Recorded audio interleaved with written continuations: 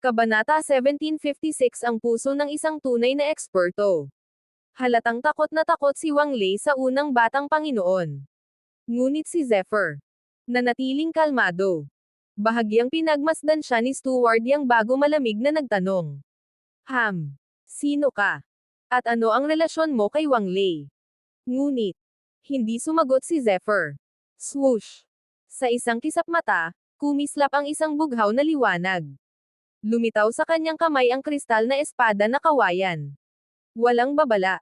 Walang pag-aalinlangan. Sa bilis na halos hindi masundan ng mata.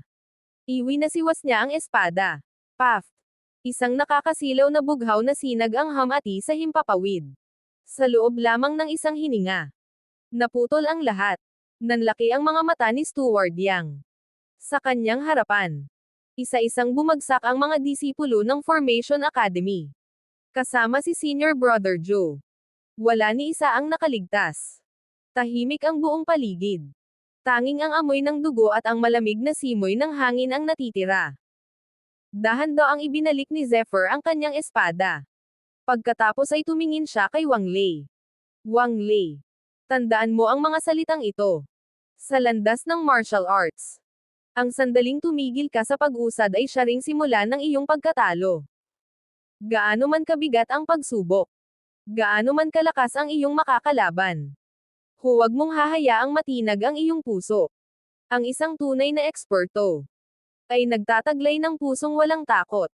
At tanging ang may ganoong puso ang makaaabot sa sukdulan ng martial arts. Tahimik na nakinig si Wang Lei. Bawat salita ni Zephyr ay tila kulog na paulit-ulit na umuukit sa kanyang isipan. Sa sandaling iyon, may nabasag na tanikala sa kanyang puso. Unti-unti niyang naunawaan ang landas na dapat niyang tahakin. Mula ngayon, hindi na siya muling magpapasupol sa takot. Pagkatapos ay ibinaling ni Zephyr ang kanyang tingin kay Steward Yang. Malamig ang kanyang mga mata. At ikaw, kung wala kang sapat na lakas, huwag kang magkunwaring makapangyarihan. Ikaw, na mula sa matinding galit si Steward Yang. Nanginginig ang buo niyang katawan. Hindi siya makapaniwala. Sa buong damay ng Muan. Halos walang sino mang nang ahas magsalita sa kanya ng ganoon. Siya ang pinagkakatiwalaang kaitiwala ng unang batang Panginoon. Maging ang maraming eksperto ay nagbibigay galang sa kanya. Ngunit ngayon, isang binata ang hayagang humamak sa kanya. Samantala, sa loob ng Dragon Trapping Array, bahagyang kumislap ang mga mata ni Consort Ming. Mula pa sa simula ay hindi siya nagsasalita. Hindi rin siya kinakitaan ng kahit kaunting takot. Para bang ang tanyag na Dragon Trapping Array ay hindi sapat upang tunay na ikulong siya. Ngunit sa pagkakataong ito, ang mga salita ni Zephyr ay nagdulot ng bahagyang pagbabago sa kanyang ekspresyon. Ang puso ng isang tunay na eksperto. Paulit-ulit na umalangaw ang mga salitang iyon sa kanyang isipan. Sa kabilang panig, tuluyan ng sumabog ang galit ni Steward Yang. Napakayabang mo. Sa isang iglap, isang napakalakas na aura ang sumabog mula sa kanyang katawan. Ang hangin ay nagsimulang umikot. Ang lupa ay bahagyang yumanig. Matalim niyang itinuro si Zephyr. Kahit sino ka pa, papatayin kita. Alam mo ba, ang kasalanang ginawa mo ngayon, hindi kailanman mapapatawad. Ngunit, nanatiling kalmado si Zephyr. Ni Katie na takot ay walang mababanaag sa kanyang mukha. Sa halip, isang malamig na ngiti ang unti-unting sumilay sa kanyang mga labi. Ngunit sapat ba ang galit ni Steward Yang upang maibagsak si Zephyr? O matutuklasan niyang ang binatang hinahamak niya ay isang halimaw na hindi niya kailanman dapat ginalit? Abangan sa susunod na kabanata. Kabanata 1757 Ang arogansya ni Steward Yang. Wang Lei. Ikaw na inutil. Bilasan mo at hulihin ang mayabang na lalaking iyan. Galit na sigaw ni Steward Yang. Ang tono niya ay tila hindi utos sa isang eksperto, kundi sa isang ordinaryong alipin. Napangiti si Zephyr. Hulihin ako. Bahagyang umangat ang sulok ng kanyang mga labi. Unti-unting naging malamig ang kanyang mga mata. Nakakatawa ka. Nasa ikawalong antas ka lamang ng spirit realm.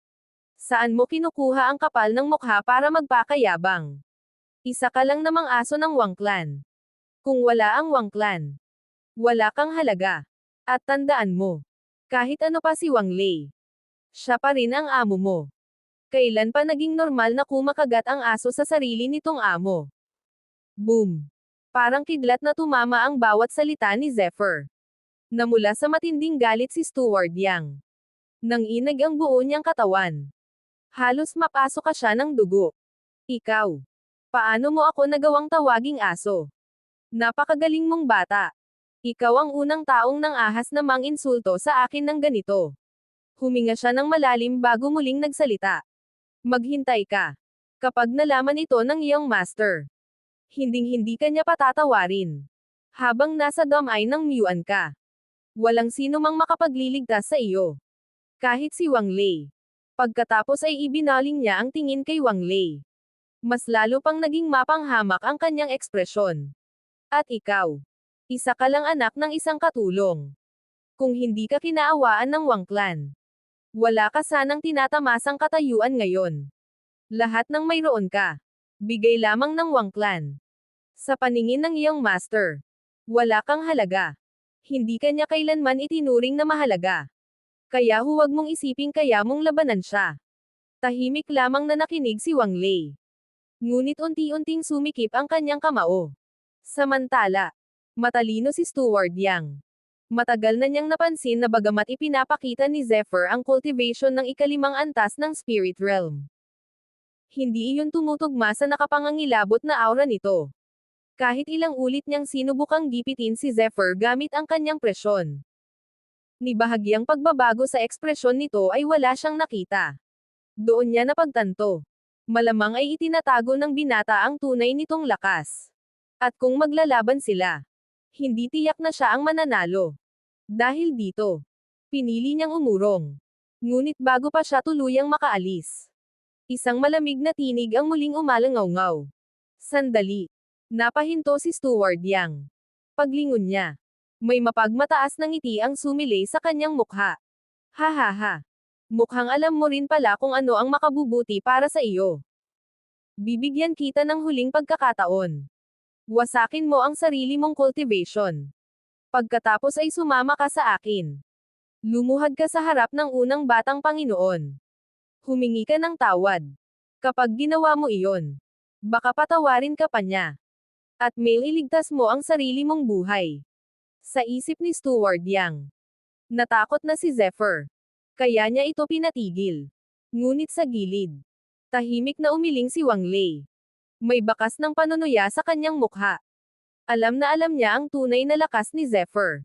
Siya mismo, na dating nangunguna sa Genius List, ay walang nagawa laban dito.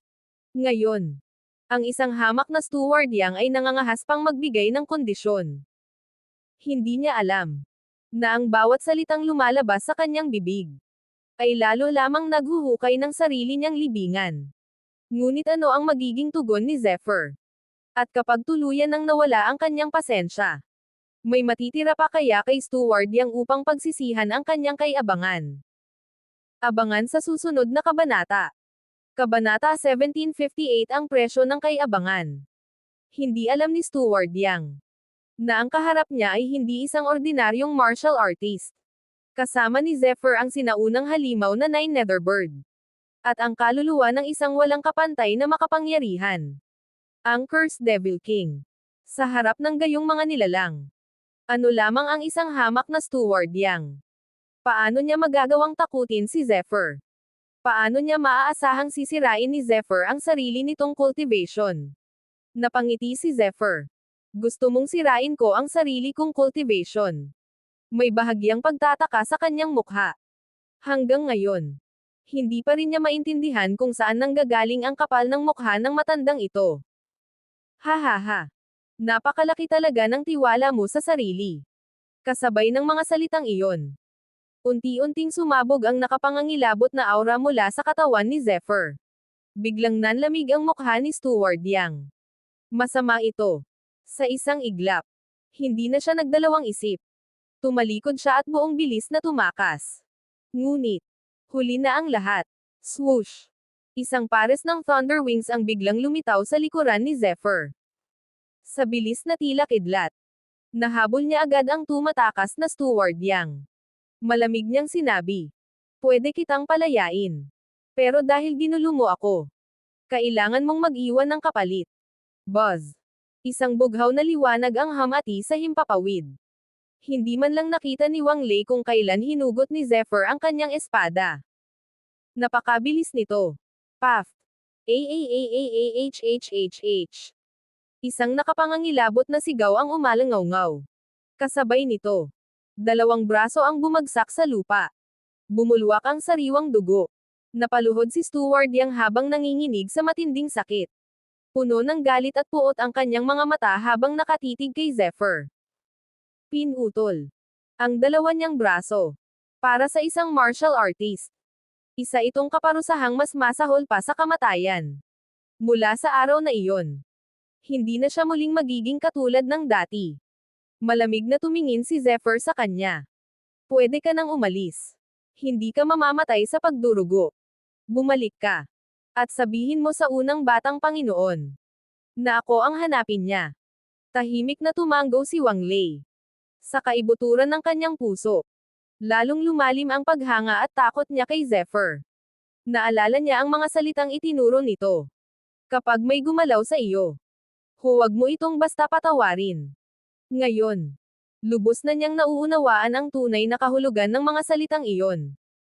Unti-unti niyang napagtanto ang taong tunay na kinatatakutan niya noon. Ang unang batang Panginoon ay tila hindi na gaanong nakakatakot kung ihahambing kay Zephyr. "Tara na." Mahinang sambit ni Zephyr. Bago tuluyang umalis, saglit niyang sinulyapan si Consort Ming. Nagtagpo ang kanilang mga mata sa isang iglap. Pagkatapos, tahimik siyang tumalikod. "Oo, Master." Agad na sumunod si Wang Lei. Samantala, tahimik na pinagmasdan ni Consort Ming ang papalayong anyo ni Zephyr. May bahagyang interes na sumilay sa kanyang malamig na mga mata. "Napakakakaibang lalaki. Hindi ko akalaing may ganitong halimaw na nagtatago sa damay ng Muan." At higit sa lahat, paulit-ulit na umalangaw-ngaw sa kanyang isipan ang mga salitang binitiwan ni Zephyr. Hindi niya iyon madaling makalimutan. Ngunit bakit tila hindi man lang sinubukang iligtas ni Zephyr si Consort Ming? At ano ang mangyayari kapag tuluyang dumating ang kinatatakutang unang batang Panginoon matapos marinig ang sinapit ni Steward Yang? Abangan sa susunod na kabanata. Kabanata 1759. Ang pusong walang takot. Master Zephyr. Kung hindi ako nagkakamali, ang babaeng iyon ay si Consort Ming. Ang kinikilalang pinakamagandang babae sa damay ng Qinglan. Habang nagsasalita si Wang Lei, hindi niya maitago ang paghanga sa kanyang mukha. Consort Ming. Bahagyang kumunot ang noo ni Zephyr. Wala siyang gaanong alam tungkol sa babaeng iyon. Tumanggo si Wang Lei. Ang tunay niyang pangalan ay Ming Ruyo. Hindi lamang siya napakaganda. Isa rin siyang pambihirang eksperto sa alchemy realm. Sa totoo lang, sa lakas niya, kaya niyang sirain ang Dragon Trapping Array anumang oras. Napangiti si Zephyr. Mukhang hindi na pala niya kailangan ang tulong ko. Alam na rin niya iyon mula pa noong una. Hindi niya kailanman naramdaman na nasa tunay na panganib si Consort Ming. Ngunit biglang naging seryoso ang mukha ni Wang Lei. "Master Zephyr. Sa pagkakataong ito, labis mong nasaktan ang unang batang Panginoon ng Wang Clan. At pinutol mo pa ang dalawang braso ni Steward Yang. Natatakot akong hindi rito magtatapos ang lahat." Bahagyang ngumiti si Zephyr. "Talaga?" Napabuntong hininga si Wang Lei. "Kahit ako ang nangunguna sa Genius List, wala pa rin akong maihahambing sa mga halimaw na nasa Grandmaster List." Sandaling tumigil ang kanyang tinig. Pagkatapos ay mapait siyang ngumiti. "Ako ay anak lamang ng isang katulong. Wala kaming mataas na katayuan sa Wang Clan. Ngunit ang unang batang Panginoon, siya ang tunay na tagapagmana. Perpekto ang kanyang bloodline. Napakataas ng kanyang talento. At ang lakas niya. Nakakatakot. Higit pa roon, ang akademyang kinabibilangan niya ay isa rin sa pinakamakapangyarihan. Kaya ang paghamon sa kanya, hindi matalinong desisyon." Biglang huminto si Zephyr. Unti-unti niyang nilingon si Wang Lei. Ang kanyang mga mata ay tila matatalim na espada. Wang Lei. Naglalakad tayo sa landas ng martial arts. Ang landas na ito. Pan ng panganib. Kapag natakot ka sa bawat makakasalubong mo. Hanggang doon na lamang ang mararating mo. Kung ang puso mo ay hindi matatag. Hindi ka kailanman makararating sa rurok. At kung habang buhay kang mabubuhay sa anino ng iba. Hindi mo sila kailanman malalampasan. Kaya tandaan mo. Huwag mong isipin kung paano sila katatakutan. Ang isipin mo ay kung paano mo sila hihijitan. Tahimik na napatitig si Wang Lei. Sa mga matang iyon ni Zephyr. Wala siyang nakita ni Katie Ting na takot. Tanging walang hanggang determinasyon. Sa sandaling iyon. Parang may nabuksang bagong daan sa kanyang isipan. Napagtanto niyang. Marahil iyon ang dahilan kung bakit napakalakas ni Zephyr. Hindi lamang dahil sa kanyang talento. Kundi dahil hindi kailanman yumuyuko ang kanyang puso. Makalipas ang ilang sandali. Hindi na napigilan ni Wang Lei ang magtanong. Master Zephyr. Saan tayo pupunta? Mahigit kalahating araw na silang naglalakbay. Ngunit hindi man lang huminto si Zephyr. Sa halip. Lalo pa nitong binilisan ang kanyang paglalakad. Malapit na tayo. Maikling sagot ni Zephyr. Kumikislap ang kanyang mga mata. Batay sa gabay ng marka sa kanyang Ice Flame Supreme Battle Attire. Hindi nakalayuan ang lugar na nagtatago ng isang napakalaking pagkakataon. Isang pagkakataong kayang baguhin ang kapalaran. Ang pagkakataong minsang binanggit ng mahiwagang kalansay. At marahil, ang pinakamahalagang kayamanan sa buong primordial space. Pagkaraan ng mahigit 10 minuto. Tuluyang huminto si Zephyr sa tuktok ng isang napakataas na bundok. Tahimik niyang minasdan ang nasa unahan. Unti-unting lumiwanag ang kanyang mga mata. Sa wakas, narating na niya ang lugar na matagal niyang hinahanap. Ngunit anong lihim ang naghihintay sa likod ng bundok na iyon? At iyon nga ba ang pinakamalaking kayamanan ng primordial space? O isang panganib na mas nakakatakot kaysa sa lahat ng nakaharap ni Zephyr? Abangan sa susunod na kabanata. Kabanata 1760 Ang pulang ulap na karpa. Pagdating ni Zephyr sa tuktok ng bundok. Isang malawak na ilog ang bumungad sa kanyang harapan. Malinaw ang agos ng tubig. Panito ng buhay at makapal na enerhiya. Ngunit ang higit na nakatawag ng kanyang pansin ay ang napakaraming martial artist na nagtipon sa magkabilang pampang. Lahat sila ay tila may iisang pakay. Biglang. Splash. Isang martial artist ang nagpakawala ng kanyang tunay na enerhiya sa ilog. Sa sumunod na sandali, may isang maliit na nilalang na kasing laki ng palad ang tumalsik mula sa tubig. Ha. Nakahuli ako. Agad na napatingin ang lahat. Red Cloud Carp. Sup. Napakaswerte niya. Puno ng inggit ang mga mata ng mga martial artist. Napakunot naman ang noo ni Zephyr. Red Cloud Carp. Agad niyang naunawaan kung bakit nagtipon ang napakaraming tao sa lugar na iyon. Ang Red Cloud Carp ay isang napakabihirang isda. Bukod sa napakasarap ng karne nito, taglay rin nito ang kakaunting dugong nagmula sa isang true dragon. Kahit napakaliit lamang ng bahaging iyon. Kapag palagi itong nakain ng isang martial artist, unti-unti nitong mapapalakas ang katawan at cultivation. At ang dugo ng isang true dragon ay isang kayamanang hindi kayang sukatin ng karaniwang tao. Napangiti si Wang Lei. Master Zephyr.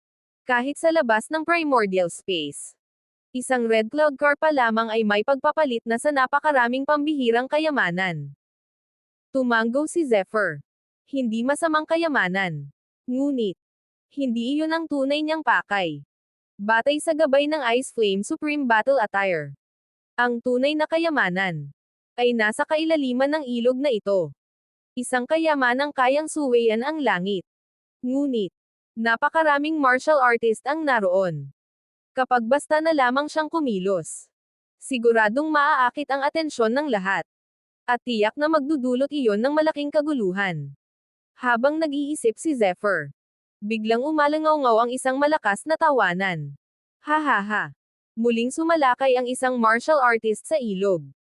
Sa pagkakataong ito, isang napakalaking Red Cloud Carp ang tumalsik mula sa tubig. Halos kalahating metro ang haba nito. Namangha ang buong paligid. Napakalaki. Napakaswerte niya. Ang buong katawan ng red cloud carp ay kumikinang sa matangkad na pulang liwanag. Paminsan-minsan, may mga gintong sinag na dumadaloy sa kaliskis nito. Iyon ang bakas ng true dragon bloodline. Sa bawat pagpiglas nito, umaabot sa libu-libong kilo ang lakas. Bukod pa rito, ang matutulis nitong pangil ay sapat upang mapunit ang laman ng isang tao. Hindi ito madaling hulihin. Hahaha. Hindi talaga ako nabigo sa pagpunta rito. Masayang-masayang tumawa ang martial artist habang mahigpit na hawak ang napakalaking red cloud carp. Ngunit sa mismong sandaling iyon, biglang nagbago ang ekspresyon ni Zephyr. Kumislap ang kanyang mga mata. May naramdaman siyang kakaibang presensya. Mula sa kailaliman ng ilog. Isang pulang anino ang biglang sumugod paitaas sa bilis ng kidlat. Kasunod nito, umalangaw-ngaw ang isang napakalalim at nakapangangilabot na dagandong. Roar! Parang tunay na dragon ang umuungal. Niyanig ng tunog ang buong kalangitan. Napalingon ang lahat ng martial artist. At sa unang pagkakataon, may bahid ng pagkabigla ang lumitaw sa mukha ni Zephyr. Ano ang nilalang na biglang lumabas mula sa kailaliman ng ilog? At ito na nga ba ang pagkakataong matagal nang hinahanap ni Zephyr? O isang halimaw na kayang lumamon sa lahat ng naruroon? Abangan sa susunod na kabanata.